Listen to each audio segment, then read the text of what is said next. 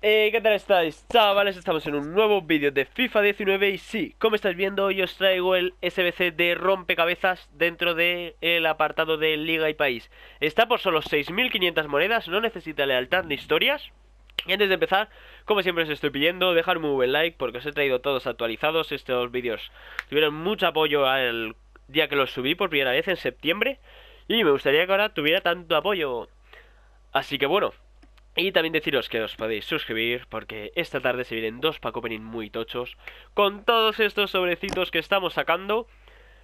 Y más sobres que voy a conseguir, sobres de 45.000, de 50.000 algunos, mega sobres de 25.000, más de 20 sobres y también se vienen los 30 mejoras de sobres de jugadores oro premium que he hecho en mi canal principal, que se vienen a partir de las 7 cuando salga el último Toti. Es decidido esperar hasta mañana y me está costando bastante, así que oye, un buen like se agradece. Empezamos con la plantilla, empezamos con Selke, Bartels, bueno, perdón, Di Francesco, Selke, Bartels, Darida, Barak, Barfrede, D'Ambrosio, Rosettini, Langpunk, Gepres Selassie y Sorrentino. Como siempre, recordaros que tenéis abajo el link de todos los vídeos.